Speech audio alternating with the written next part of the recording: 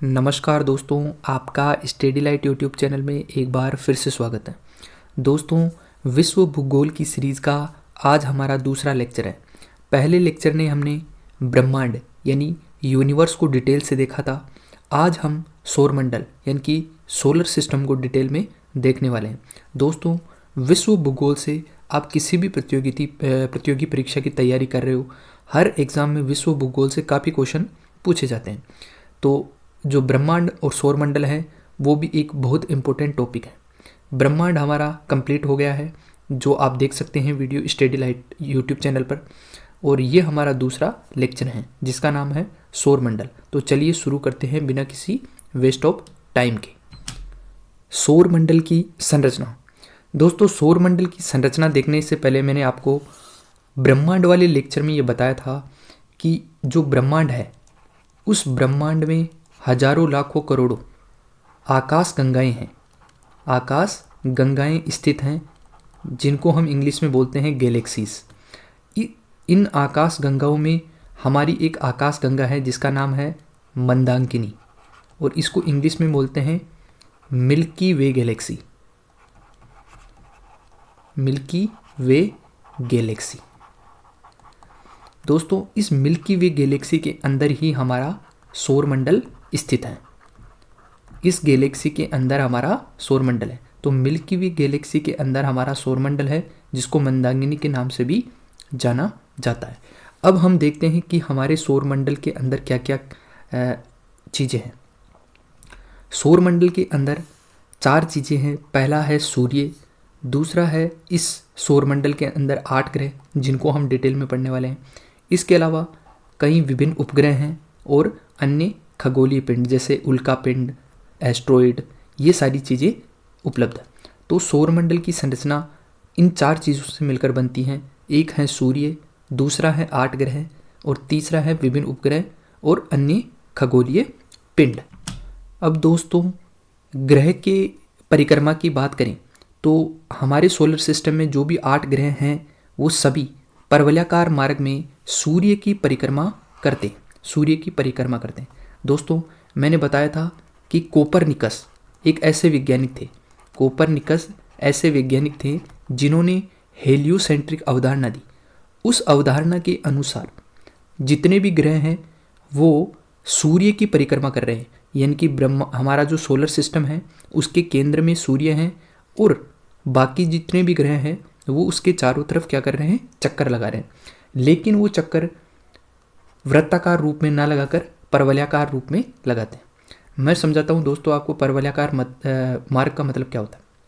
दोस्तों, अगर वर्त की बात करें तो वर्त इस प्रकार से होता है और उसमें सेंटर होता है, यानी कि इस सेंटर के इर्द गिर्द कोई भी अगर पिंड घूमेगा तो वो हमेशा समान दूरी पर रहेगा, इससे समान दूरी पर रहेगा। लेकिन परवलयाकार मार्ग में क्या होता है, परवलयाकार मार्ग कुछ इस प्रकार होता है, यानी जो अंडा होता है उस अंडे के आकार का होता है। इसमें सेंटर ना होकर फोकस होती है, 2 फोकस होती है, एक F1 और एक F2। यदि कोई पिंड, मान लीजिए कोई पिंड जैसे सूर्य है, अगर सूर्य यहाँ पर स्थित है तो कोई पिंड यदि इसके चारों ओर चक्कर लगा रहा है तो वो हमेशा समान दूरी पर नहीं रहेगा। अगर यहाँ पर रहेगा तो वो न्यूनतम दूरी पर रहेगा और यहाँ पर रहेगा तो वो अधिकतम दूरी पर रहेगा। तो जितने भी ग्रह हैं हमारे सोलर सिस्टम के अंदर वो सभी सूर्य की परवलयाकार मार्ग में परिक्रमा करते हैं, यानी कि उनकी जो दूरी है सूर्य से हमेशा एक समान नहीं रहती है, परिवर्तित होती रहती है। अब बात करें तो ग्रहों की, इन ग्रहों के पास स्वयं की ऊष्मा नहीं रहती है। ये सभी जो सूर्य और अन्य तारे हैं, सूर्य व अन्य तारे, उनसे क्या करते हैं, ऊष्मा ग्रहण करते हैं। सूर्य और जितने भी खगोलीय पिंड हैं अगर उनके बीच की दूरी की बात करें तो दूरी को प्रकाश वर्ष, यानी कि दूरी के मापने की जो इकाई है वो है प्रकाश वर्ष। प्रकाश वर्ष का मतलब होता है कि एक प्रकाश वर्ष 9.46 इंटू 10⁻12 किलोमीटर, यानी कि कहने का मतलब है कि 9.46 के आगे 10 जीरो और लगा दो, यानी कि इस 2 जीरो तो इससे कट जाएगा, तो इसको यानी कि 946 के आगे आप 10 जीरो और लगा दोगे, उतने किलोमीटर एक प्रकाश वर्ष यानी कि एक लाइट ईयर के बराबर होता है। अब हम चर्चा करते हैं दोस्तों सूर्य की यानी कि सन की। दोस्तों सन एक तारा है, सन एक तारा है, ये मध्यम आयु का तारा है। दोस्तों मध्यम आयु यानी कि कोई भी जो तारा है वो तारा जन्म लेता है और जन्म लेके कुछ वर्षों मतलब कुछ हजार वर्षों लाखों वर्षों के बाद में उसकी मृत्यु हो जाती है और वो अंत में ब्लैक होल में बदल जाता है। तो यानी कि ऐसा नहीं है कि एक तारा जन्म लेता है और हमेशा रहता है, ऐसा नहीं है। हर तारा जन्म लेता है और उस तारे की कुछ लाखों हजारों वर्षों बाद में मृत्यु हो जाती है, यानी कि वो ब्लैक होल में बदल जाता है। अगर सूर्य की बात करें तो सूर्य का व्यास 13.9 लाख किलोमीटर है। आप सोच के देखिए 13.9 लाख किलोमीटर व्यास है, यानी कि सूर्य कितना बड़ा है। अगर इसकी आयु की बात करें तो दोस्तों लगभग 4.7 अरब वर्ष या फिर कई बार 5 अरब वर्ष भी दे दिया जाता है। तो लगभग 5 अरब वर्ष इसकी आयु है, यानी कि 5 अरब वर्ष बाद में जो सूर्य हैं वो मरकर ब्लैक होल में चेंज हो जाएगा, ब्लैक होल में चेंज हो जाएगा, ब्लैक होल बन जाएगा। सूर्य के अगर द्रव्यमान की बात करें दोस्तों, मैंने आपको बताया था कि हमारे जो सौरमंडल है उस सौरमंडल में जो 100% द्रव्यमान है उसका 99% द्रव्यमान सूर्य के अंदर ही स्थित है। बाकी जो 1% द्रव्यमान है वो अन्य ग्रह और जो खगोलीय पिंड हैं उनमें हैं। तो ये जो द्रव्यमान है इस द्रव्यमान का लगभग 70.6% यानी कि लगभग 71% भाग हाइड्रोजन है और 27.4% भाग हीलियम है। यानी कि हाइड्रोजन और हीलियम से बना हुआ है सूर्य, जिसके अंदर हाइड्रोजन की मात्रा लगभग 71% है और हीलियम की मात्रा लगभग 27% है। तो आपको याद रखना है कि हाइड्रोजन की मात्रा ज़्यादा है और हीलियम की मात्रा कम है। अब एक फैक्ट है कि सूर्य का जो प्रकाश है वो पृथ्वी पर पहुंचने में लगभग 8 मिनट का समय लेता है। दोस्तों आप देखिए करोड़ों प्रकाश वर्ष दूर हैं सूर्य हमारी पृथ्वी से, तो जो सूर्य से जो प्रकाश आता है उस सूर्य के प्रकाश को पृथ्वी तक पहुंचने में 8 मिनट का समय लग जाता है। अब तापमान की बात करें तो जो केंद्र है सूर्य का जो केंद्र है उसका टेम्परेचर 15 मिलियन डिग्री सेल्सियस है, 15 मिलियन डिग्री सेल्सियस है, जो कि नाभिकीय संलयन के अनुकूल है। दोस्तों नाभिकीय संलयन का मतलब होता है कि कई हाइड्रोजन मिलकर वो हीलियम में बदल जाते हैं, हीलियम में बदल जाते हैं। कई हाइड्रोजन मिलके जैसे 4 हाइड्रोजन मिलके एक हीलियम में बदल जाते हैं, इसलिए इसमें कई करोड़ों हाइड्रोजन होते हैं वो हीलियम में बदल जाते हैं। और हीलियम में जब बदलते हैं तो अत्यधिक ऊष्मा निकलती है, अत्यधिक ऊष्मा निकलती है। इसी को कहा जाता है नाभिकीय संलयन। तो जो सूर्य का केंद्र है उसका जो टेम्परेचर है वो 15 मिलियन डिग्री सेल्सियस है, यानी कि इतना ज़्यादा है कि वहाँ पर कोई भी इंसान तो छोड़िए, वहाँ पे कोई भी प्रोजेक्ट भी हम वहाँ भेज नहीं सकते, क्योंकि वहाँ का जो टेम्परेचर है वो अत्यधिक है। चलिए दोस्तों अब चर्चा करते हैं हम सूर्य की संरचना की। दोस्तों सूर्य की संरचना को 2 भागों में बांटा जाता है, एक है आंतरिक मंडल और दूसरा है बाह्य मंडल। आंतरिक मंडल की बात करें तो आंतरिक मंडल में 3 लेयर्स हैं, एक है केंद्र यानी कि कोर, दूसरा है विकिरण मेखला यानी कि रेडियो एक्टिव जोन, तीसरी है संवहनीय मेखला यानी कॉन्वेक्टिव जोन। बाह्य मंडल की बात करें तो बाह्य मंडल में भी 3 लेयर्स हैं। पहली लेयर है प्रकाश मंडल जिसको बोलते हैं फोटोस्फीयर, दूसरी है वर्णमंडल यानी कि क्रोमोस्फीयर, तीसरी है कोरोना। तो ये सूर्य की संरचना की 6 लेयर्स हैं जिनको हम डिटेल में पढ़ने वाले हैं। आप यहाँ देख सकते हो कि जो इनर लेयर है उसमें कोर, रेडियो एक्टिव जोन और कॉन्वेक्शन जोन है, वहीं आउटर लेयर में फोटोस्फीयर, क्रोमोस्फीयर और कोरोना है। एक ट्रांजिशन जोन भी है जो क्रोमोस्फीयर और कोरोना के बीच में आती है। मेनली 6 लेयर्स होती है, 3 इनर में और 3 आउटर में। सबसे पहली जो लेयर है वो है हमारी केंद्र यानी कि कोर। दोस्तों, जैसे मैंने आपको बताया था कि जो सूर्य है उस सूर्य का जो कुल जो अगर हम व्यास देखेंगे वो 13.9 लाख किलोमीटर है। इसमें से अगर हम केंद्र की बात करें, सूर्य के केंद्र का जो व्यास है वो 3.48 लाख किलोमीटर है। यानी कि इसमें से जो 13.9 लाख किलोमीटर था उसमें से 3.48 लाख किलोमीटर तो सूर्य का केंद्र ही है। इसके तापमान की बात करें तो मैंने बताया था आपको 15 मिलियन डिग्री सेंटीग्रेड है। यहाँ पर सभी पदार्थ जो सूर्य का केंद्र है वहाँ पर जो जितने भी पदार्थ हैं वो प्लाज्मा की अवस्था में पाए जाते हैं। अब दोस्तों, ये प्लाज्मा क्या है?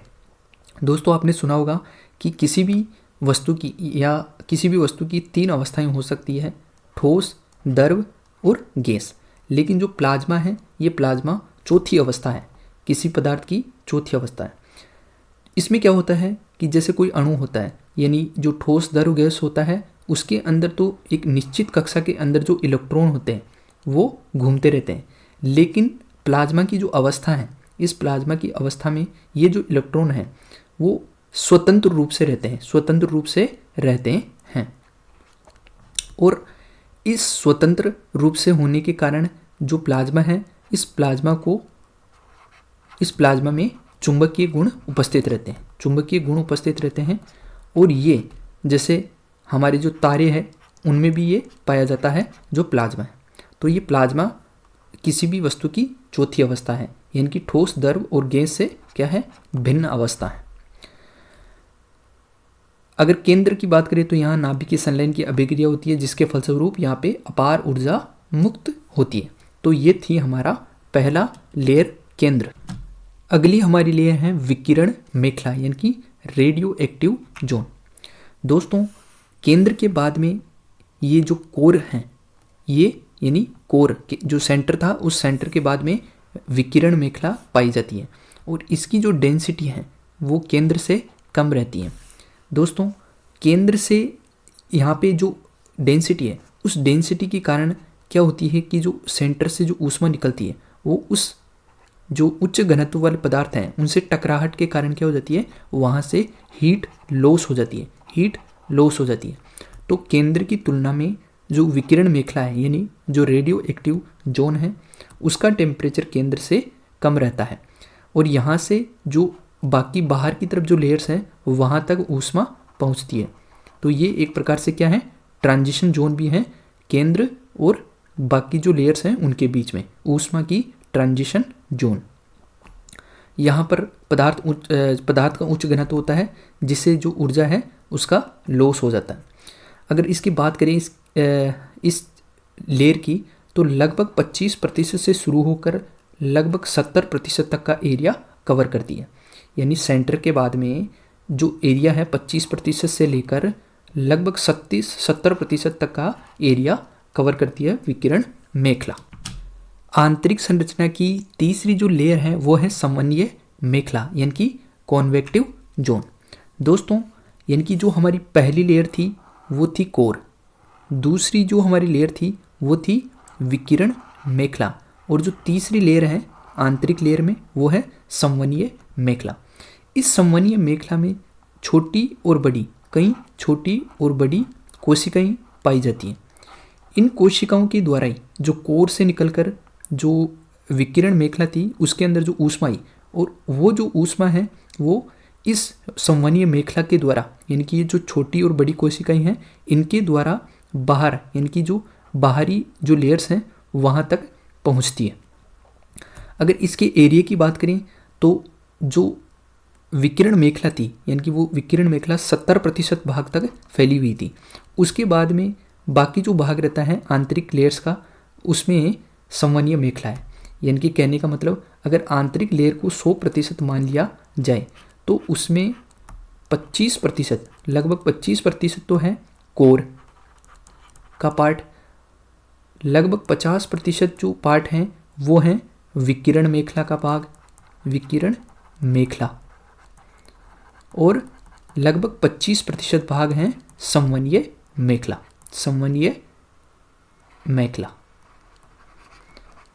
तो अगर आपसे पूछा जाए कि आंतरिक जो भाग है उसमें जो 3 लेयर्स हैं उसमें सबसे अधिक पार्ट किसका है, तो वो है विकिरण मेखला का। और इसके बाद में जो कोर है और संवहनीय मेखला है उनका 25-25% भाग है। सूर्य के बाह्य जो मंडल है उस बाह्य मंडल की जो पहली परत है वो है प्रकाश मंडल यानी कि फोटोस्फीयर। दोस्तों सौर मंडल की सबसे गहरी परत है, इसकी जो मोटाई है लगभग 400 किलोमीटर की है, लगभग 400 किलोमीटर की है। और यहाँ पे जो पदार्थ पाए जाते हैं यानी कि प्रकाश मंडल में जो पदार्थ पाए जाते हैं उनका जो घनत्व है वो कम रहता है, जिसके कारण ये जो लेयर है प्रकाश मंडल वो पारदर्शी रहती है यानी कि ट्रांसपेरेंट रहती है। इसी के कारण यानी कि कम घनत्व के कारण ही हम जिस लेयर को सूर्य के अंदर देखते हैं वो प्रकाश मंडल ही हैं। प्रकाश मंडल को क्या कहते हैं, जो दृश्य मंडल भी कहते हैं। क्यों कहते हैं दृश्य मंडल भी, क्योंकि हम इसको देख सकते हैं, क्योंकि यहाँ जो पदार्थ हैं वहाँ जो पदार्थ हैं उनका जो घनत्व है यानी कि जो डेंसिटी है वो कम रहती है। पृथ्वी तक पहुँचने वाली जो समस्त सौर ऊर्जा है यानी कि हमारे पास जितनी भी ऊर्जा आती है, हम सूर्य की जितनी भी ऊर्जा महसूस करते हैं वो सब प्रकाश मंडल से ही हमें प्राप्त होती है। और ये सूर्य की सबसे ठंडी परत है यानी कि जो 6 लेयर हम पढ़ रहे हैं सूर्य के संरचना के अंदर, उसमें ये सबसे ठंडी संरचना है। प्रकाश मंडल सबसे ठंडी संरचना है। और इस जो प्रकाश मंडल है इस प्रकाश मंडल में आपको कई काले धब्बे मिलेंगे जिनको सौर कलंक कहा जाता है।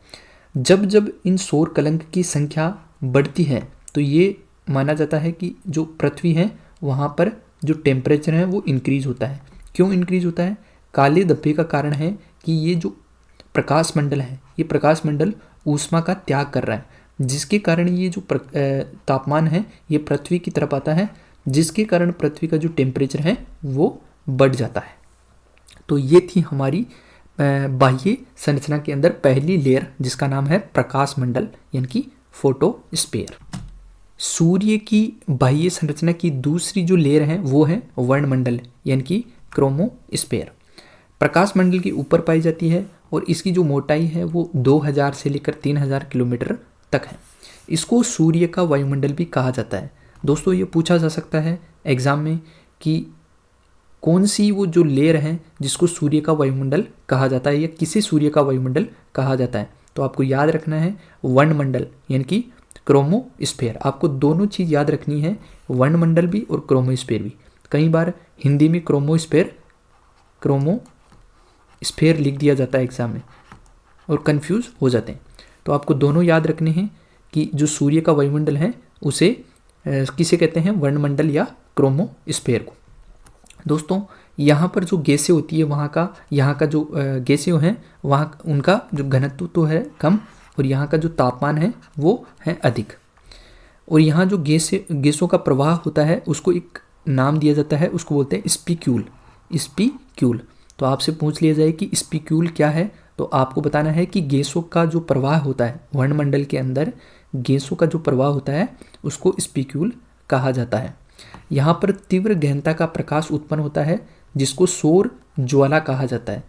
तीव्र गहनता का प्रकाश उत्पन्न होता है जिसको सौर ज्वाला कहा जाता है, या फिर जिसे H अल्फा का मतलब होता है हाइड्रोजन अल्फा उत्सर्जन के रूप में भी जाना जाता है।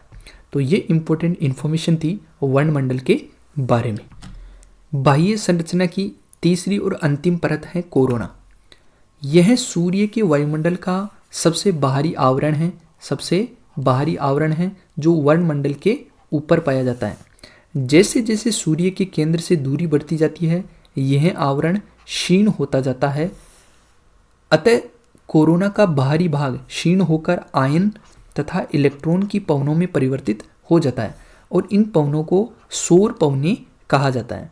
यानी कि जो कोरोना का जो वायुमंडल है वो क्षीण हो चुका है यानी कि टूट चुका है और आयन और इलेक्ट्रॉन की पवनों में परिवर्तित हो गया है और इन पवनों को कहा जाता है सौर पवनें।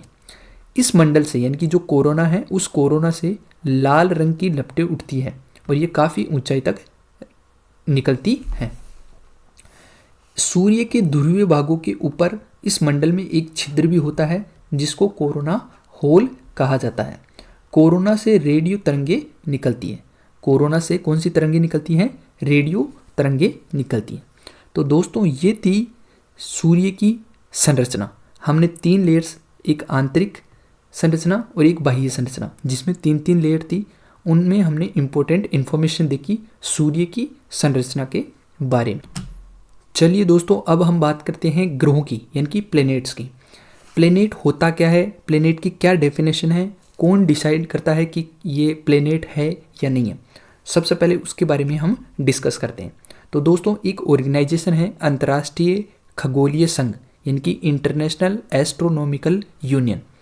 यह डिसाइड करती है कि कौन सी वस्तु ग्रह है या नहीं है।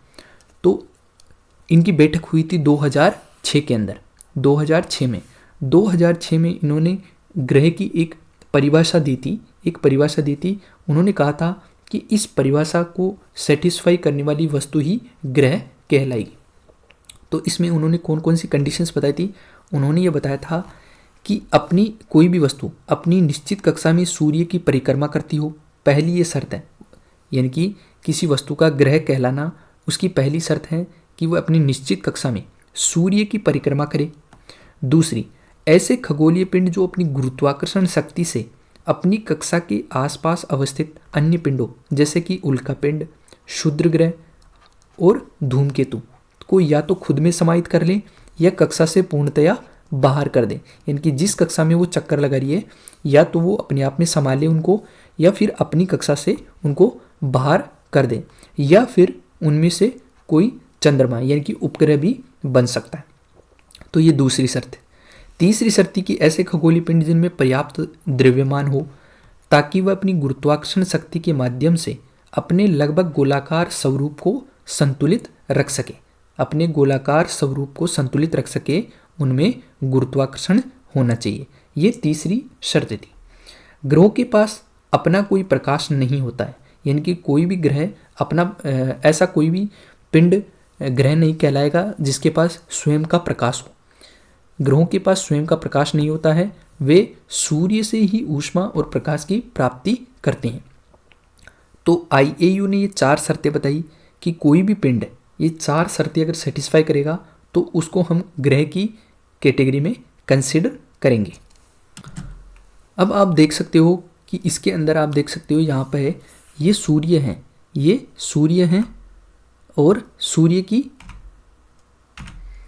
यहाँ पे आप देख सकते हो कि ये सूर्य हैं, और ये जो जितने भी प्लैनेट्स हैं ये अपनी एक निश्चित कक्षा में क्या कर रहे हैं? चक्कर लगा रहे हैं।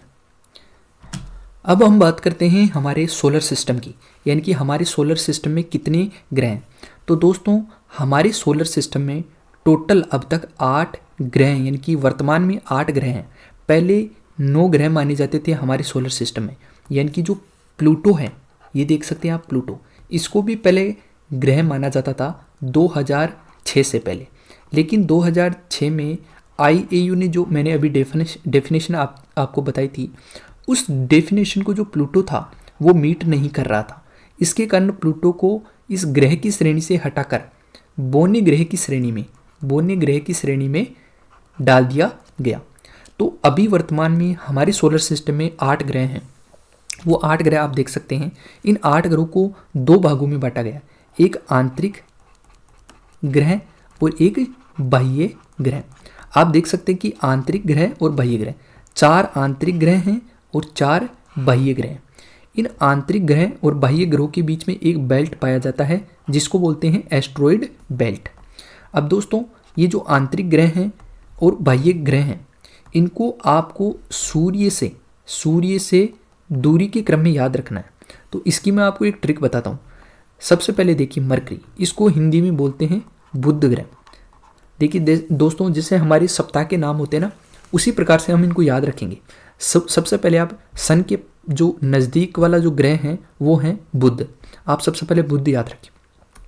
बुध के बाद में आपने जो साप्ताहिक दिन आते हैं, बुध के बाद में आता है बृहस्पति, तो बृहस्पति को छोड़ देना है।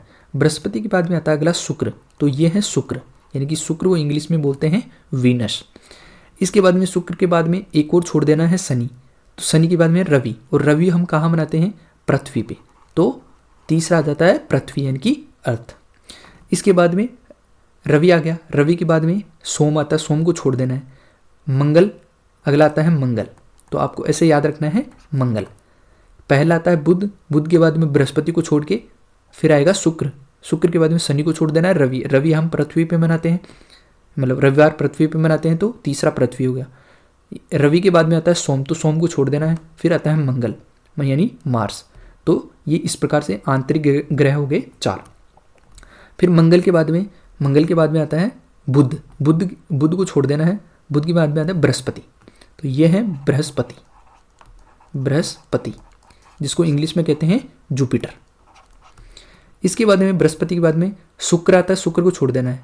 फिर आएगा शनि, शनि यानी सैटर्न। और उसके बाद में आपको याद रखना है यूरेनस यानी कि अरुण, और नेपच्यून यानी कि वरुण। तो इस प्रकार से आपको ये याद रख लेने हैं। तो ये 4 थे आंतरिक ग्रह और ये 4 हैं बाह्य ग्रह। तो टोटल 8 ग्रह हैं।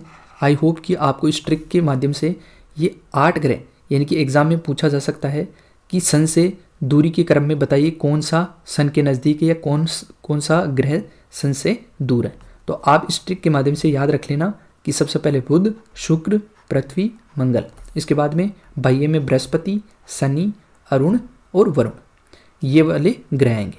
तो 4 आंतरिक हो गए और 4 बाह्य। और एस्ट्रॉयड बेल्ट किन के बीच में पाया जाता है? जो आंतरिक ग्रह हैं और बाह्य ग्रह हैं उनके बीच में, या फिर टेक्निकली ऐसे भी कह सकते हैं, यानी कि मंगल ग्रह और बृहस्पति ग्रह के बीच में एस्ट्रॉयड बेल्ट पाया जाता है। इसके अलावा एक और बेल्ट है जिसका नाम है कुइपर बेल्ट। ये पाया जाता है जो बाह्य ग्रह हैं उसके बाद में, यानी कि जो प्लूटो है, प्लूटो जो बोना ग्रह है उसके बाद में जो बेल्ट पाया जाता है वो पाया जाता है, उसको बोलते हैं कुइपर बेल्ट। कुइपर बेल्ट पाया जाता है। अब हम इन 8 ग्रहों को डिटेल में पढ़ने वाले हैं। तो चलिए, सबसे पहला हमारा जो ग्रह है उसका नाम है मरकरी। तो मरकरी के बारे में देखते हैं। दोस्तों, बुध ग्रह सबसे छोटा ग्रह और सूर्य के निकटतम ग्रह हैं। जैसे मैंने आपको अभी बताया था कि सूर्य के निकटतम है बुध और सबसे छोटा भी है। तो आपको याद रखना है कि सबसे छोटा ग्रह है बुध और सूर्य के निकटतम भी बुध। सूर्य के सबसे निकट होने पर भी बुध ग्रह सबसे गर्म ग्रह नहीं है। दोस्तों, आपको याद रखना है, कोई पूछे आपसे कि सूर्य के सबसे नज़दीक हैं कौन? बुध, उसके बावजूद भी बुध सबसे गर्म नहीं है। क्यों? क्योंकि सूर्य के निकटतम होने के कारण जो बुध ग्रह है उसका वायुमंडल नष्ट हो चुका है, जिसके कारण ऊष्मा का क्षय अधिक होता है। इसके कारण बुध ग्रह निकट होकर भी सबसे ज़्यादा गर्म नहीं है। बुध ग्रह को सूर्य की पूरी परिक्रमा करने में 88 दिन का समय लगता है। यानी कि दोस्तों, ये सूर्य और सूर्य के चारों तरफ एक चक्कर लगाने में बुध को 88 दिन का समय लगता है। यानी कि एक वर्ष बुध ग्रह पर 1 वर्ष 88 दिन का होता है। बुध ग्रह पर 1 वर्ष 88 दिन के बराबर होता है। बुध को अपनी धुरी पर घूर्णन करने में 59 दिन लगते हैं। 59 दिन यानी कि पृथ्वी के 59 दिन के बराबर है। यानी कि बुध ग्रह पर एक दिन पृथ्वी के 59 दिन के बराबर होता है। यानी पृथ्वी पे 59 दिन के बराबर बुध पर एक दिन होता है। और एक वर्ष में 88, यानी कि पृथ्वी के 88 दिन में ही एक वर्ष हो जाता है। यानी कि जो इसकी परिक्रमण गति है, यानी कि सूर्य की जो चारों तरफ गति है वो काफ़ी तेज़ है, जिसके कारण 88 दिन में ही एक वर्ष हो जाता है। वहीं जो घूर्णन गति है वो पृथ्वी की तुलना में स्लो है, जिसके कारण 59 दिन में एक दिन पूरा होता है। बुध एक ऐसा ग्रह है जिसका कोई उपग्रह नहीं है। दोस्तों, आपको याद रखना है कि बुध एक ऐसा ग्रह है जिसका कोई भी उपग्रह नहीं है। तो ये थी बुध ग्रह यानी कि मरकरी की इम्पोर्टेंट इन्फॉर्मेशन। आई होप कि आपको समझ में आई होगी। अगला ग्रह है हमारा शुक्र ग्रह, जिसको इंग्लिश में कहते हैं वीनस। वीनस के बारे में देखते हैं। शुक्र के आकार एवं बनावट लगभग पृथ्वी के बराबर हैं। शुक्र ग्रह का आकार एवं बनावट पृथ्वी के बराबर हैं, इसलिए शुक्र को पृथ्वी की बहन अथवा जुड़वा ग्रह। आपसे पूछा जाए कि पृथ्वी का जुड़वा ग्रह या पृथ्वी की बहन किसे कहते हैं, तो इसका आंसर होगा शुक्र ग्रह। शुक्र सभी ग्रहों में सबसे अधिक गर्म है। दोस्तों, अगर आपको पूछा जाए कि सौरमंडल की जितने 8 ग्रह हैं, उन 8 ग्रहों में सबसे गर्म ग्रह कौन सा है, तो शुक्र ग्रह सबसे गर्म है। शुक्र का वायुमंडल CO2 यानी कार्बन डाइऑक्साइड से भरा हुआ है, जो कि लगभग 97% है, और इसी के कारण ये सबसे अधिक गर्म ग्रह है। सूर्य की पूरी एक परिक्रमा, सूर्य के चारों तरफ एक चक्कर लगाने में इसको 255 दिन लगते हैं, यानी कि यहाँ पर एक वर्ष 255 दिन का होगा। हम ये सब पृथ्वी के रेस्पेक्ट में देख रहे हैं, यानी कि यहाँ पे एक वर्ष जो है वो 255 दिन में, पृथ्वी की जो 255 दिन होते हैं उसमें एक वर्ष पूरा हो जाएगा शुक्र ग्रह पर। अपने अक्ष पर एक चक्कर घूमने में इसे 243 दिन लगते हैं। अपने अक्ष पर 243 दिन लगते हैं, यानी कि पृथ्वी यदि एक दिन में अपना एक चक्कर लगा लेती है तो ये वहीं 243 दिन में, यानी कि 243 दिन पृथ्वी के यहाँ एक दिन के बराबर होंगे। यहाँ एक दिन होगा 243 दिन के बराबर, और जो वर्ष होगा वो 255 दिनों का होगा। शुक्र सबसे चमकीला ग्रह है, जैसे मैंने बताया था, अगर सबसे गर्म ग्रह हैं और सबसे चमकीला ग्रह भी हैं। इसीलिए इसे सुंदरता की देवी तथा भोर का तारा, और एक और कहते हैं सांझ और भोर का तारा भी कहते हैं। सुंदरता की देवी भी कहते हैं, भोर का तारा और सांझ का तारा भी कहते हैं शुक्र ग्रह को। तो ये थी इंपॉर्टेंट इंफॉर्मेशन शुक्र ग्रह की, यानी कि वीनस की। चलिए अगला ग्रह हम देखते हैं। अगला ग्रह है हमारा पृथ्वी, यानी कि अर्थ। पृथ्वी को नीला ग्रह भी कहा जाता है। क्यों कहा जाता है? क्योंकि यहाँ पर 71% यानी 71% पानी होने के कारण अंतरिक्ष से इसका जो रंग है वो नीला दिखाई देता है। पृथ्वी का केवल एक उपग्रह है जो कि है चंद्रमा, यानी कि मून, जो कि पृथ्वी से करीब 4 लाख किलोमीटर यानी कि 3,84,000 किलोमीटर दूर स्थित है। पृथ्वी से जो चंद्रमा की जो दूरी है वो है 3,84,400 किलोमीटर। पृथ्वी को सूर्य की एक परिक्रमा करने में 365 दिन 6 घंटे 48 मिनट और 45.51 सेकेंड का समय लगता है। सूर्य की एक परिक्रमा करने में पृथ्वी को 365 दिन 6 घंटे लगभग 6 घंटे का समय लगता है। लेकिन हम जो एक वर्ष मानते हैं, ये एक वर्ष 365 दिन की ही मानते हैं।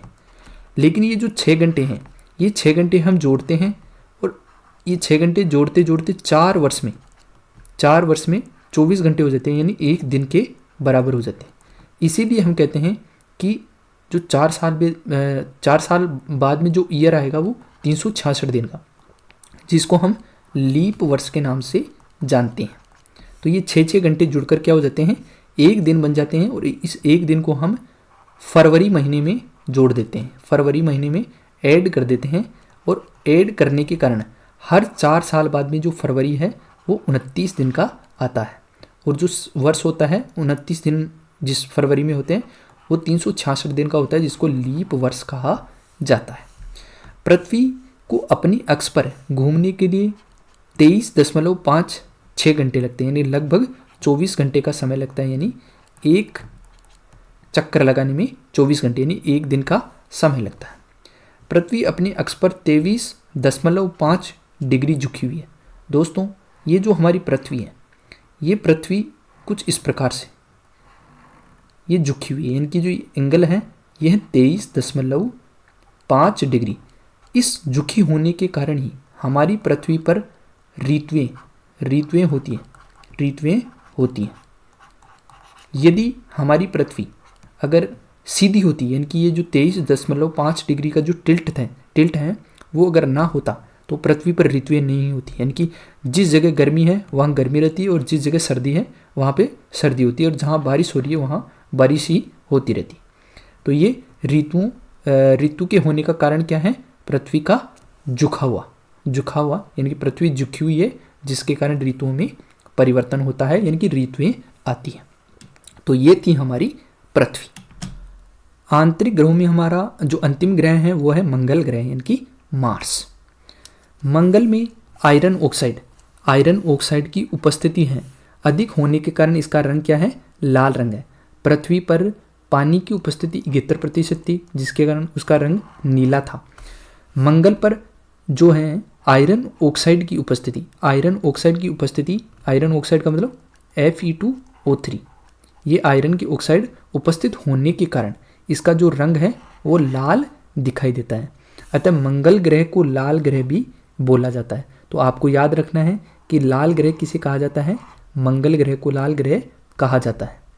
मंगल को सूर्य की पूरी परिक्रमा करने में 687 दिन का समय लगता है, यानी कि यहाँ पे एक वर्ष का समय कितना होगा, एक वर्ष बराबर 687 दिन हो जाएगा। मंगल को अपने अक्ष पर घूमने के लिए 24.6 घंटे का समय लगता है, यानी कि जो पृथ्वी और मंगल का जो घूर्णन काल है वो लगभग बराबर है। पृथ्वी भी लगभग 24 घंटे में और मंगल भी लगभग 24 घंटे में अपने अक्ष पर पूरा चक्कर लगा लेती है। मंगल के 2 उपग्रह हैं। पृथ्वी का एक उपग्रह था चंद्रमा। मंगल के 2 उपग्रह हैं जिसके नाम है, एक का फोबोस और एक है डीमोस। यानी कि ये जो मंगल ग्रह हैं, इस मंगल ग्रह के चारों तरफ 2 उपग्रह चक्कर लगाते हैं। ये जो यहाँ पे हैं, एक यहाँ पे है। ये जो पास वाला है इसको कहते हैं फोबोस और ये जो दूर वाला है इसको है डीमोस। तो ये 2 उपग्रह हैं किसके, मंगल ग्रह के। आपको याद रखना है, कई एग्जाम्स में पूछा गया है कि फोबोस और डीमोस जो उपग्रह हैं वो किस ग्रह के हैं, तो वो है मंगल ग्रह के। मंगल ग्रह का आकार पृथ्वी से छोटा है। मंगल ग्रह का आकार पृथ्वी से छोटा है। मंगल ग्रह पर निक्स ओलंपिया नामक एक पर्वत है जो कि आकार में माउंट एवरेस्ट से 3 गुना अधिक ऊंचा है। आपसे पूछा जा सकता है कि निक्स ओलंपिया नामक पर्वत किस ग्रह पे उपस्थित है, मंगल ग्रह पे है और इसका जो आकार यानी कि जो इसकी ऊंचाई है वो माउंट एवरेस्ट से भी 3 गुना अधिक है। तो ये है हमारा मंगल ग्रह। तो हमने 4 आंतरिक ग्रह थे उनके बारे में डिस्कस कर लिया है। अब हम बात करें जो बाह्य ग्रह हैं 4 उनके बारे में। बाह्य ग्रहों के अंदर पहला है हमारा बृहस्पति ग्रह यानी कि जुपिटर। बृहस्पति सभी ग्रहों में सबसे बड़ा ग्रह है। आपको याद रखना है कि सबसे बड़ा ग्रह, 8 ग्रहों के अंदर सबसे बड़ा ग्रह कौन सा है, बृहस्पति ग्रह।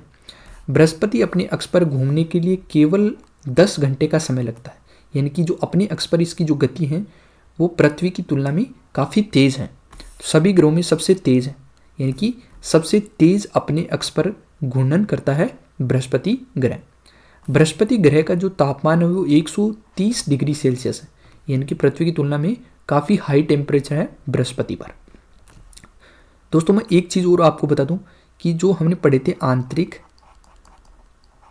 आंतरिक ग्रह, और अब हम पढ़ रहे हैं बाह्य ग्रह। ये जो हैं आंतरिक ग्रह ये होते हैं ठोसीय अवस्था में, और ये जो बाह्य ग्रह हैं ये हैं गैसीय अवस्था में। तो हम ये पढ़ रहे हैं बाह्य ग्रह, जिसमें पहला बृहस्पति है जिसका टेम्परेचर 130 डिग्री सेल्सियस है। अब बात करें बृहस्पति ग्रह के सबसे अधिक उपग्रह हैं 79, इनकी 79 उपग्रह। इन उपग्रहों में सबसे जो बड़ा है वो है गैनीमेड। तो दोस्तों ये एग्जाम में पूछा गया है कि सबसे बड़ा उपग्रह कौन सा है, तो सबसे बड़ा उपग्रह है गैनीमेड। और ये किस ग्रह का उपग्रह है, तो ये है बृहस्पति का उपग्रह। तो आपको याद रखना है कि जो गैनीमेड है वो उपग्रह है सबसे बड़ा। हमारे जो सोलर सिस्टम है उसका सबसे बड़ा उपग्रह है गैनीमेड, और ये किस ग्रह का है, बृहस्पति ग्रह का। गैनीमेड ही पूरे सौरमंडल का सबसे बड़ा उपग्रह है तथा आकार में ये बुध ग्रह से भी बड़ा है। सूर्य की पूरी परिक्रमा करने में बृहस्पति को 12 वर्षों का समय लगता है। 12 वर्षों का समय लगता है, यानी कि हमारे जो 12 वर्ष हैं वो बृहस्पति के 1 वर्ष के बराबर होते हैं। बृहस्पति वजन की तुलना में सारे ग्रहों के वजन से 2.5 गुना अधिक है। यानी कि हमारे सोलर सिस्टम में टोटल 8 ग्रह हैं। यदि 7 ग्रह बृहस्पति को छोड़ गए उनको जोड़ दिया जाए तो उनका जितना वजन होगा उससे भी 2.5 गुना ज़्यादा वजन है बृहस्पति का। यानी सबसे भारी ग्रह कौन सा है? जुपिटर, बृहस्पति सबसे भारी ग्रह है। आई होप कि आपको समझ आया। दोस्तों जैसे मैंने आपको बताया था कि उपग्रह हैं सबसे ज़्यादा बृहस्पति के, पहले शनि के थे, अब बृहस्पति के। तो लगातार रिसर्च चलती रहती है, तो जो उपग्रह हैं नए नए जो मिलते रहते हैं वो एडअप होते रहते हैं। तो आपको करंट से इसको अपडेट करते रहना है, आपको देखते रहना है कि कोई नया उपग्रह तो नहीं खोजा गया। हाल फिलहाल में 2 साल यानी कि 2020 में ये खोजे गए थे। इसके पहले 59 थे, उसके बाद में 20 और खोजे गए, तो 79 हो गए, यानी कि इसके सबसे ज़्यादा हो गए। तो आपको देखना है कि कोई नया कोई उपग्रह तो नहीं खोजा गया। हाल फिलहाल तो बृहस्पति के सबसे ज़्यादा उपग्रह हैं, आपको याद रखना। तो ये था बृहस्पति ग्रह यानी कि जुपिटर। अगला हमारा जो ग्रह है वो है शनि ग्रह यानी कि सैटर्न। सूर्य से दूरी के अनुसार ये छठे स्थान पे है। शनि ग्रह के आकार के अनुसार ये दूसरे स्थान पे है, यानी कि दूरी के अनुसार छठे स्थान पे सूर्य से, आकार के अनुसार दूसरे स्थान पे। पहले पे कौन है? बृहस्पति, दूसरे पे शनि। शनि चारों ओर से वलय से घिरा हुआ है, यानी कि ये जो शनि ग्रह है इसके चारों तरफ क्या है? एक वलय बनी हुई है। शनि के उपग्रहों की बात करें तो 62 है। शनि के उपग्रह 62 है, यानी कि पहले जब 20 नहीं खोजे गए थे, 2020 से पहले जो शनि ग्रह थे उसके सबसे ज़्यादा उपग्रह थे, लेकिन 2020 के बाद में बृहस्पति के ज़्यादा हो गए। अब शनि के उपग्रह की जो संख्या है वो 62 है। और सबसे बड़ा उपग्रह है टाइटन, जो कि शनि का है। बृहस्पति का सबसे बड़ा था गेमिनिड, और वो सोलर सिस्टम का भी सबसे बड़ा उपग्रह था। वहीं अगर शनि ग्रह की बात करें तो शनि ग्रह का जो उपग्रह है वो है टाइटन। सबसे बड़ा उपग्रह कौन सा है? टाइटन। किसका है? शनि ग्रह का। तो चलिए अगला ग्रह देखते हैं, अरुण ग्रह। अरुण ग्रह को इंग्लिश में बोलते हैं यूरेनस। दोस्तों इंग्लिश में भी याद रखना, क्योंकि कहीं आप पेपर देखना उसमें ऐसे ही लिखा रहता है, यूरेनस ऐसे लिखा रहता है, यूरेनस लिखा रहता है, यानी इंग्लिश को ही हिंदी में लिख दिया जाता है। अरुण ग्रह ना लिख के यूरेनस लिख दिया जाता है, तो आपको इंग्लिश भी याद रखना है। अब बात करें अरुण ग्रह की, तो सूर्य से दूरी के अनुसार 7वां ग्रह है और आकार में तीसरा है। अरुण को हरा ग्रह भी कहा जाता है। इसका हरा रंग वायुमंडल में मीथेन गैस होने के कारण है। दोस्तों यदि कहीं पानी की उपस्थिति ज़्यादा रहे तो वो नीला ग्रह होगा। यदि आयरन ऑक्साइड यानी कि Fe2O3 आयरन ऑक्साइड की उपस्थिति ज़्यादा हो तो वो लाल ग्रह होगा, और यदि मीथेन की उपस्थिति ज़्यादा हो तो वो हरा ग्रह होगा। तो अरुण जो ग्रह है यानी कि यूरेनस जो है वो हरा ग्रह है। किसके कारण है? मीथेन गैस की उपस्थिति के कारण। अरुण ग्रह के कुल 27 उपग्रह। अरुण ग्रह के कितने उपग्रह हैं? 27। सूर्य का पूरा एक चक्कर लगाने में यहाँ पे अरुण आएगा। अरुण ग्रह को 84 साल का समय लगता है, यानी कि पृथ्वी के 84 साल अरुण ग्रह के 1 वर्ष के बराबर होंगे। अरुण ग्रह को अपनी अक्ष में पूर्व से पश्चिम की तरफ घड़ी की दिशा में घूमता है। दोस्तों ये जो ग्रह हैं ये पूर्व से पश्चिम की तरफ घूमता है। बाकी ग्रह आपने देखा होगा कि जो पृथ्वी है हमारी वो पश्चिम से पूर्व की तरफ घूमती है, लेकिन जो अरुण ग्रह हैं ये पश्चिम से पूर्व की तरफ घूमता है। तो ये था हमारा अरुण ग्रह। अगला हम देखते हैं, तो ये हमारे टोटल ग्रह। वरुण ग्रह यहाँ पे दोस्तों बच गया है। वरुण ग्रह की जो स्लाइड है वो अभी शायद कहीं मिस हो गई है, तो मैं आपको वरुण ग्रह के बारे में बता देता हूँ। वरुण ग्रह के बारे में मैं आपको बता देता हूँ कि जो वरुण ग्रह है यानी कि उसको क्या बोलते हैं? इंग्लिश में बोलते हैं नेपच्यून भी बोलते हैं। वरुण ग्रह के बारे में हम देख रहे हैं।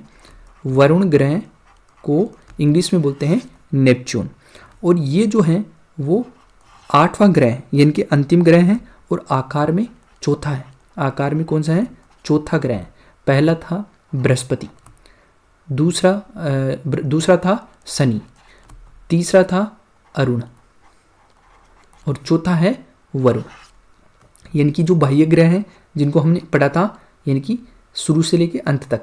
तो यही इनका आकार भी है। तो जो चौथा सबसे बड़ा ग्रह है हमारे सोलर सिस्टम का वो है वरुण ग्रह, और इसके उपग्रह हैं 14। उपग्रह कितने हैं? 14 हैं। और ये सूर्य का सबसे क्या है? ठंडा उपग्रह। आपसे पूछा जाए कि सूर्य का सबसे ठंडा उपग्रह कौन सा है, तो वो है वरुण ग्रह।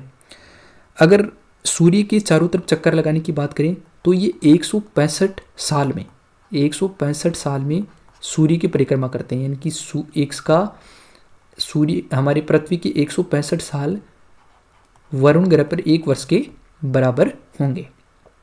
तो ये था वरुण ग्रह। तो दोस्तों ये हमने आज पढ़ा है सोलर सिस्टम के बारे में डिटेल से। सोलर सिस्टम,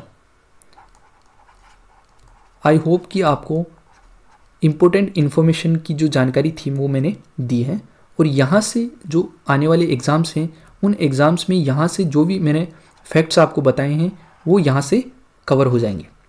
तो आई होप कि आपको वीडियो पसंद आया होगा।